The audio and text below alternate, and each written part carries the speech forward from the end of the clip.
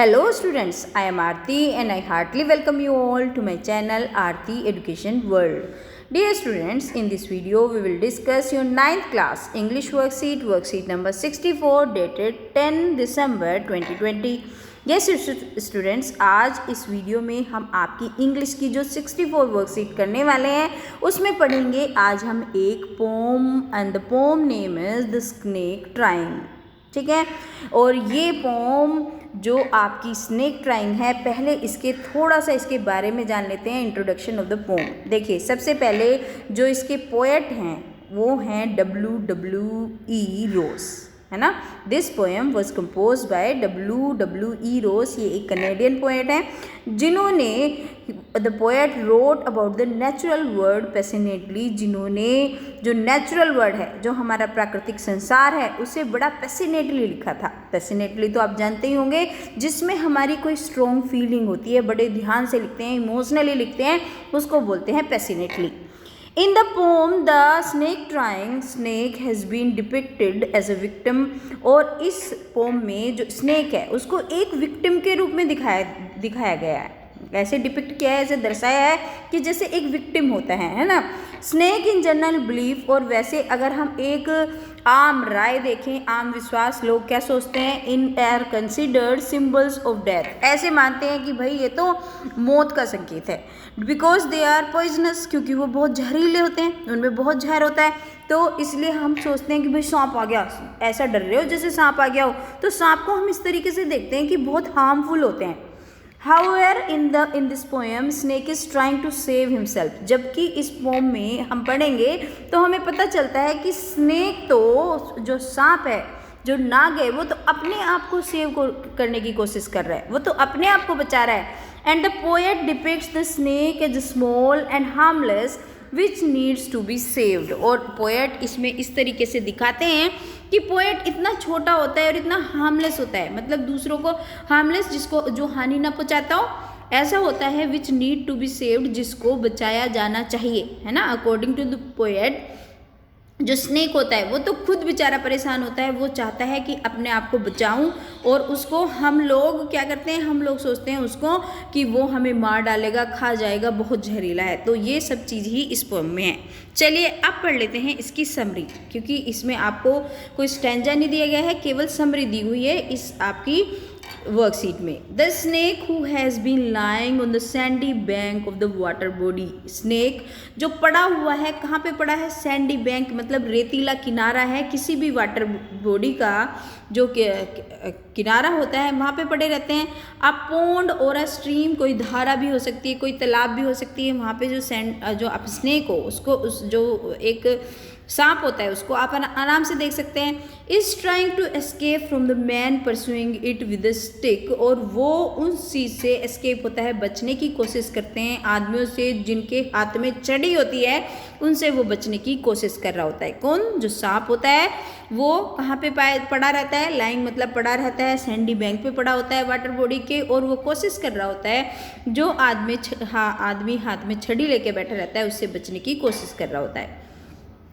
As it gracefully glides away. और जब ये बड़े ग्रेसफुल मतलब बड़े ही सौम्य तरीके से जब वो दूसरी तरफ जाता है, curving it's thin long body, और अपनी बॉडी को कर्व करते हुए. आपने सांप को देखा होगा, सांप कभी ऐसे थोड़ी ना चलता है बच्चों. स्टूडेंट, सांप जो चलता है इस तरीके से कर्व करते हुए चलता है ना. सांप का आपने कभी भी देखा होगा कि सांप इस तरीके से कर्व करता है और जाता है आगे. तो वो कहते हैं कि वो ग्रेसफुली चलता है, बड़े ग्रेस के साथ चलता है, अपनी बॉडी को कर्व करके चलता है. And the snake looks very beautiful. और जो सांप है वो बड़ा सुंदर भी दिखता है ना, बहुत सुंदर दिखता है. It glides through the water trying to escape from the stick. और ये कहाँ, ये पानी में चला जाता है अपने आप को बचाने के लिए, उस स्टिक से, उस छड़ी से अपने आप को बचाने के लिए, कि जो छड़ी उसको मारने के लिए तैयार बैठी है, उसको पीटने के लिए तैयार होती है, उससे बचने के लिए वो कहाँ पे ग्लाइड करने लग जाता है, वो पानी में चला जाता है. ठीक है. The poet pleads to the person attacking the snake to let it go over the water into the reeds to hide. अब जो पोएट है वो प्लीड करते हैं. प्लीड होता है रिक्वेस्ट करना, किसी से विनती करना, उस पर्सन से, उस इंसान से विनती करते हैं जो उस पर अटैक कर रहा है स्नेक पे, और बोलते हैं कि प्लीज़ स्नेक को टू लेट इट गो, इसको जाने दो ओवर द वाटर, पानी में जाने दो, into the reeds to hide, और इसे छिप जाने दो वहाँ जाके। कि जो स्टिक ले रहा है आदमी उसको बोलता है कि प्लीज़ इसे जाने दो और इसे छिप जाने दो, एंड नोट हर्ट इट, और इसको हानि मत पहुँचाओ, इसे मारो मत, इसे पीटो मत, इसे जाने दो। He highlights that it is small, और वो ये भी हाईलाइट करके बताता है हमें कि ये छोटा होता है, ग्रीन स्नेक है ना, वो बता रहा है, उसकी डिस्क्रिप्शन दे रहा है स्नेक की, वो कैसा दिख रहा है, वो स्मॉल है, ग्रीन है, कम्प्लीटली हार्मलेस, और बिल्कुल हानि रहित है, वो किसी को नुकसान नहीं पहुंचाने वाला, इवन टू स्मॉल चिल्ड्रन, और वो तो बच्चों से भी ज़्यादा छोटा है ना। अगर ह्यूमन बींग से कंपेयर करते हैं टू द स्नेक को अगर हम कंपेयर करते हैं तो वी विल फाउंड कि जो स्नेक है, जो उससे हम इतना डर रहे हैं, वो तो हमसे भी बहुत छोटा है। The snake lies on the sand, और जो स्नेक है वो रेत पर पड़ा रहता है, until it is observed and it is chased away, जब तक कि हम उसको देख नहीं लेते और उसका पीछा नहीं कर लेते। चेज़ क्या होता है? पीछा करना। आपने बहुत बार सुना होगा, क्रिकेट मैच होता है तो एक टीम बना देती है, मान लो 250 रन, तो दूसरी जो टीम होती है उसको चेज़ करती है। कमेंटेटर बोल रहे थे कि जो टारगेट मिला है चेज़ करने के लिए वो 251 रन है। तो इसी तरीके से चेज़ होता है पीछा करना, किसी चीज़ का पीछा करना, जैसे कि पुलिस चेज़ करती है थीव को, है ना, इस तरीके से जो चेज़ करना होता है। इन द एंड लास्ट में it disappears in the ripples और इन द ग्रीन रीड्स, और लास्ट में ये कहाँ पे डिसअपियर हो जाता है, कहाँ पे चला जाता है? जो हरे भरे जो रीड्स हैं, रीड्स मतलब जो वहाँ पे जो सरकंडे के पेड़ खड़े हुए हैं, जो सरकंडे के पेड़ खड़े होते हैं ना, पेड़ों के पास, जो तालाबों के पानी के पास जनरली क्या होता है, सरकंडे के पेड़ खड़े होते हैं। तो वो कह रहे हैं कि वो वहाँ पे उन झाड़ियों में जाके, हरी भरी झाड़ियों में जाके वो छिप जाता है। तो यहाँ पे भी रीड्स आया, एक जगह पहले भी आया था। तो रीड्स का मतलब आप समझिए, रीड्स का मतलब होता है वो सरकंडे के जो पेड़ खड़े रहते हैं उनमें जाके वो जो स्नेक है अब छिप गया है। ठीक है, तो ये हो गया हमारा एक्सप्लेनेशन। इस समरी का हमने समरी पढ़ ली और इसका थोड़ा सा देख लिया कि क्या जो पोएट है कहना चाहते हैं थ्रू दिस पोएम, और हमें क्या समझाने की कोशिश कर रहे हैं।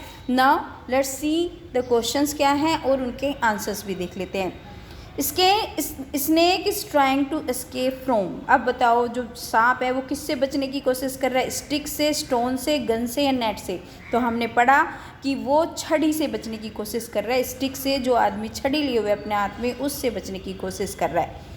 Choose the option that is not true as per the poet, अब आपको वो ऑप्शन चूज करना है जो सच नहीं है इस पोएट के अनुसार। स्नेक सुंदर है, ये तो ठीक बात है। स्नेक डरा हुआ है, ये भी है, तभी तो वो भागने की कोशिश कर रहा है। Snake is trying to escape, बचने की कोशिश कर रहा है, ये भी ठीक है।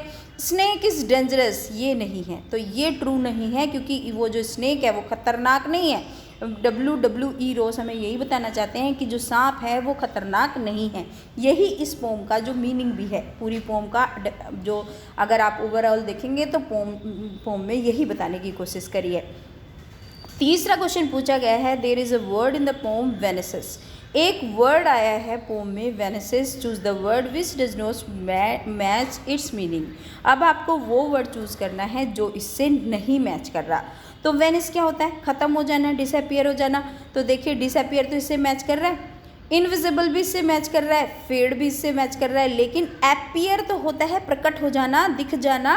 तो इसका आंसर हो जाएगा आपका डी, यानी कि पहले का आपका ए ऑप्शन ठीक होगा, सेकंड में आपका सी ऑप्शन, और जो आपका थर्ड है उसमें आपका D option will be the correct option. Okay, चलिए come to the task 2। Task 2 में आपके 2 क्वेश्चन पूछे गए हैं 20-20 वर्ड्स में, 3 क्वेश्चन है इनफैक्ट, और टास्क 3 में आपका एक क्वेश्चन है जो 40 से 50 वर्ड्स में लिखना है। तो चलिए पहला क्वेश्चन देख लेते हैं जो आपका टास्क 1 में है।